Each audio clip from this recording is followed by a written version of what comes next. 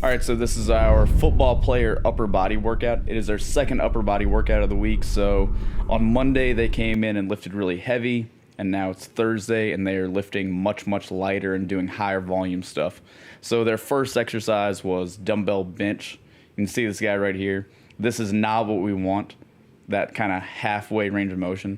We're doing dumbbells so you can have a better range of motion. We want to do more like what that guy in the middle is doing, knocking out a little warm-up set there. That halfway, just doing the top, is not what we want here. Here's a better example of what we'd like. A full range of motion all the way down to the chest and then up. You can see he's rotating it because that feels better for him. It's pump day. We really don't care as long as you have a good range of motion. So the fact that he's rotating his wrists is fine. That feels better for his shoulder. He's had some shoulder issues in the past, so we are fine with that. But we want a longer range of motion. We're trying to build muscle on this day and get these guys a little bit more jacked. Next exercise was chin-ups. So we did a little bit of pushing, 4 sets of 12, and then we're hopping in with a lot of volume in the upper back. So right here we did a superset of chin-ups and band pull-aparts. And after that first set, a lot of the guys started adding weight.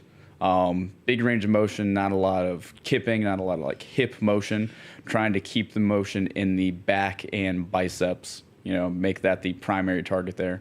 Then it was a superset with a band pull-apart, which is a super easy exercise to throw in as a superset with anything else in your program. Doesn't really take a lot out of you and gets a lot of extra volume for the upper back without that much work. So you can see the shoulder blades are pulled back, and then you're just extending out the arms straight out. Then we got into some overhead press, and it was a little bit lighter because the guys were already tired from the horizontal dumbbell pushing they did earlier. So got in there and knocked that out. You can see Drew is kind of keeping it in front of his face the whole time. He is, played baseball a lot, so his shoulder's a little bit tighter, so that is fine for him. Ideally, I like people to have a full range of motion, kind of like Jaleel here, getting his head all the way through at the top, but it's not a huge deal as long as you are bringing it down to your chest and then pressing it up, as long as you are healthy enough to do so. If you did need to, it would not be a big deal to use a neutral grip for this exercise, especially if you have shoulder issues. That would be fine. And then trying to keep it as strict as possible. You can see Cooper gets a little bit tired here and bends his knees a little bit to help finish it out. He's not really cheating the movement from the beginning, though. He's just cheating a little bit as he gets fatigued, so that's not a big deal to me. Here's JJ knocking out some dumbbell shrugs, actually pausing at the top.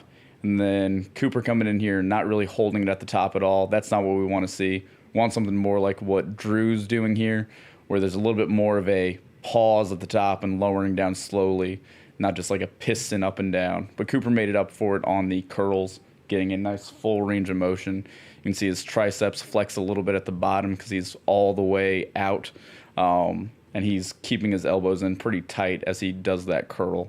That's pretty good form. We're happy with that. Then hopped on to the wrist roller, so a little attachment to the rig, pretty fun little toy. So you roll it up, then lower it back down, and then roll it up again. We did a couple sets of wrist roller right there, try to make their forearms stronger. They aren't deadlifting the next day. They could go do this. If they were squatting the next day, the wrist roller was fine. If they did have to deadlift on Friday, then we took this out and replaced it with just some shoulder mobility exercises. We don't want to exhaust their grip the day before they go deadlift heavy. But as often as we can, especially with the athletes, we want to get them in there doing grip stuff. Then their cardio was 10 rounds of a 30-second ski and then a 90-second rest. And during that 90-second break, they needed to go do 5 chin-ups. So they're already pretty tired. And then that exercise obviously is pretty tiring for the back. You can see Cooper's really trying hard to get to 150 meters every 30-second round.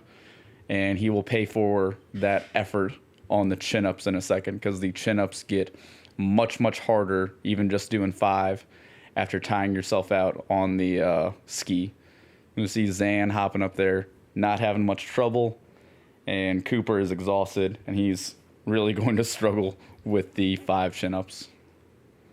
And that was the workout. It was a lot of upper body volume and then some cardio that was not really going to be that taxing, so they were ready for Friday's much more difficult football style cardio. If you like the video, like and subscribe to the channel.